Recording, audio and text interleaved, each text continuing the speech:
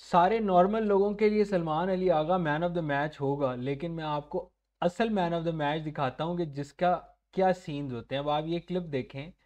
एक बंदा क्या, बाबर आजम आउट होता है और फिर क्या सीन होता है। यानी आगा सलमान तो नॉर्मल लोगों का मैन ऑफ द मैच होगा। जो मैन होता है वो मतलब man of the match term जो है कि ये है कि मैच का जो असल मैन कौन है। अब आपको एक ऑरा दिखाता हूँ एक बंदे का, कि उसकी प्रेजेंस जब ग्राउंड से ख़त्म होती है तो वो देखो लोग लोग छोड़ के चले गए। They doesn't care about the fact that Pakistan wins और लूजेस फ्रॉम दिस स्टेज। वो छोड़ के चले गए। मुझे याद है, ऑब्वियस सी बात है, शाहिद खान अफरीदी का भी इस तरह का क्रेज़ होता था अपने टाइम पे। तो मतलब इसमें मैं कोई प्रेज लोगों को नहीं कर रहा, लेकिन ठीक है। लेकिन एक यार, एक बंदे का ऑरा है, एक उसको इज्जत मिल रही है तो मिल रही है, इस पे आप कुछ कर नहीं सकते। तो खैर, ये तो मैंने शुगल में बात की कि man of the match Babar Azam है। लेकिन इस चीज़ को आपको एडमिट करना पड़ेगा कि भाई अगले का एक फ़ैन फॉलोइंग है और बड़ी दबंग किस्म की है। और फिर आप ये देखो ना यार, अब ये जो सीन्स हैं, कुछ लोग बात करते हैं कि भाई बाबर आजम लोगों को पैसे दे के जनाब ये सब करवाता है और उन्हें कहता है कि जी किंग बोलो हेटर्स। उसके ऊपर पूरी क्लिप बनाई थी मैंने, वो अहमद शहजाद उसकी, आप देख सकते हैं, मैं कार्ड लगा दूंगा।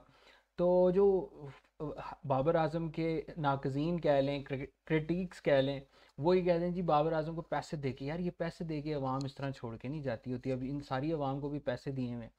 ठीक है, अभी बाबर आजम की ओडीआईस के अंदर एवरेज इस टाइम लोएस्ट है सिंस 2020।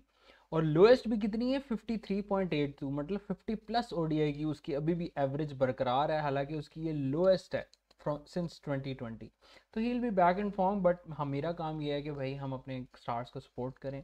बैड पैच आता है, उसने T20 के अंदर बैक मतलब किया, आज भी वो रिदम के अंदर थोड़ा सा शुरू में वो जिस तरह उसने स्ट्रोक खेला कवर वाली साइड पे, तो ऐसा फील हुआ कि आएगा, लेकिन नहीं आया। लेकिन खैर, मैन ऑफ द मैच की आगा की मैंने बात की, लेकिन मेरे हिसाब से ना, मेरी पर्सनल ओपिनियन के अंदर जो मैन ऑफ द मैच है ना, वो दो हैं।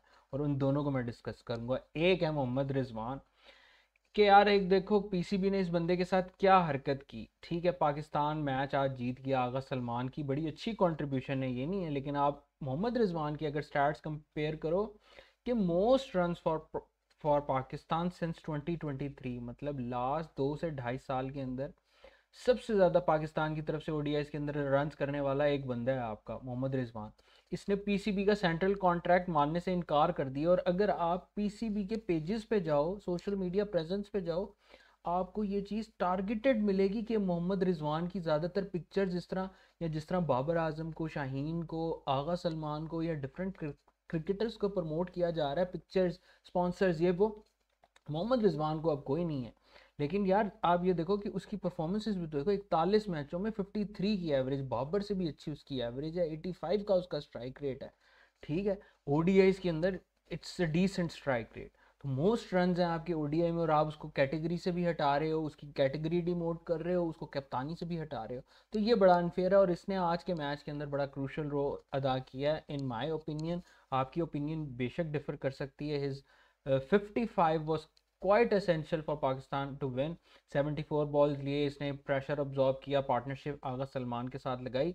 और एक चीज़ भी मैंने नोट की कि अब आप ये देखो कि मोहम्मद रिजवान की, आपने नोट किया नहीं किया, मैंने नोट किया, पूरे मैच में ना इसका फेस थोड़ा सा इस तरह था, डिसअपॉइंटिंग था। 50 के बाद भी जिस तरह उसने सेलिब्रेशन दी ना, डाउन टू अर्थ, हम्बल, अल्लाह को जिक्र वगैरह, जिस तरह टीममेट्स बताते हैं इस तरह, तो वो उसके चेहरे पे ना अफसोस या डिसअपॉइंटिंग जो एक फील होती है, वाइब होती है, वो उसके नज़र आ रही थी।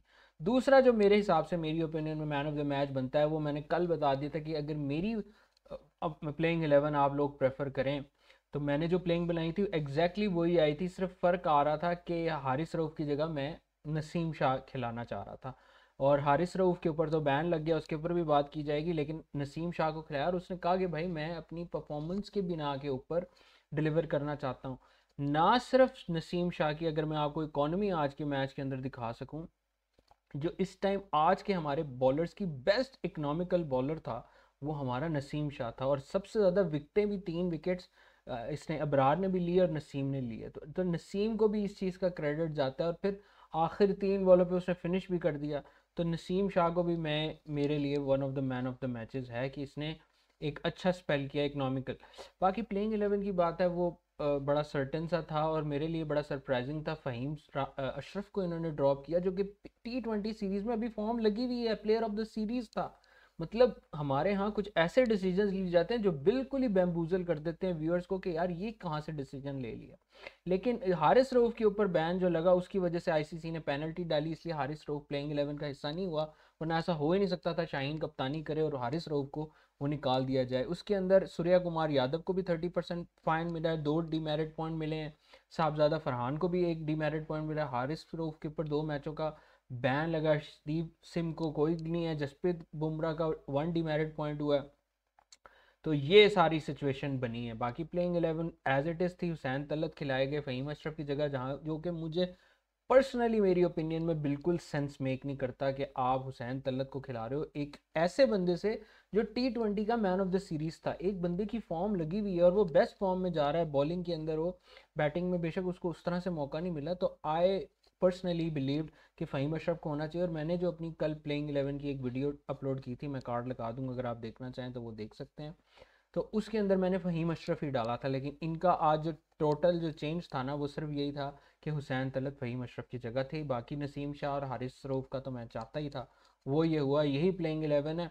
अब नेक्स्ट मैच के अंदर देखते हैं ये क्या चेंजेस करते हैं। लेकिन आगा सलमान ने भाई आज मतलब मैन ऑफ द मैच जीता और वाकई क्रूशल। अगर मतलब मैंने वैसे 2 अपने मैन ऑफ द मैच बताए, तीसरा अगर मैं बताता तो आगा सलमान ही बताता, क्योंकि ज़ाहिर है एक किस्म का फिनिश नहीं वो कर पाया। और उसने प्रेजेंटेशन पोस्ट प्रेजेंटेशन के अंदर ये जिक्र भी किया कि मुझे फिनिश करना चाहिए था, रिस्पॉन्सिबिलिटी लेनी चाहिए थी। तो ये सारी मैच की सिचुएशन है। लेकिन फैसलाबाद के अंदर इतने सालों बाद क्रिकेट वापस आई है और लोगों ने बिल्कुल डिसअपॉइंट नहीं किया। फुल कचाकच लोग भरे हुए थे और जो उसकी कैपेसिटी थी, ठीक है 90s का एरा याद दिला रहा था। जो ग्राउंड के व्यूज़ थे ना, वो ऐसे ही याद दिला रहे थे लोग। यहाँ पे ये तो दोपहर की शॉट्स हैं कि आना शुरू हुए और फिर रश लगना शुरू हुआ। और वाकई जो फैसलाबादी क्राउड है ना, उन्होंने डिसअपॉइंट बिल्कुल भी नहीं किया। तो ये सारी पाकिस्तान की मैच समरी थी। और पाकिस्तान ने मतलब साउथ अफ्रीका ने 263 पे जो है पाकिस्तान ने उनको ऑल आउट किया। और पाकिस्तान ने कह लो एक किस्म का हलक में ले आए थे कि भाई बिल्कुल ही सांस फंसा दी थी हमारी कि मैच जो है ये हम हार ही ना जाएं। लेकिन मोहम्मद नवाज ने जो आखिरी छक्का मारा, वो भी बाबर आजम का फेवरेट जुमला है कि जी नवाज तो मेरा मैच विनर है। तो एट लास्ट जो बाबर आजम कहते थे मेरा मैच विनर है, मैच विनर है, मोहम्मद नवाज ने एक किस्म का आज मैच जितवाया। वो जो छक्का मारा सेकंड लास्ट ओवर की उस पे बॉल पे। तो ये सारी सिचुएशन। और शाहीन शाह अफरीदी का बड़ा ब्रिलियंट स्टार्ट हुआ as a captain. First ODI था, टॉस भी जीते, मैच भी जीते, कॉम्बिनेशन भी वर्क कर गया। और फिर जब मैच फिनिश हुआ तो वो दूसरे एंड के ऊपर क्रीज के ऊपर मौजूद थे। तो positive science for Pakistan in this ODI series. तो आपके ख्याल से आपका मैन ऑफ द मैच आज के मैच का कौन था? कमेंट सेक्शन में लाजमी शेयर कीजिएगा। नेक्स्ट वीडियो तक के लिए अल्लाह हाफ़िज़, टेक केयर।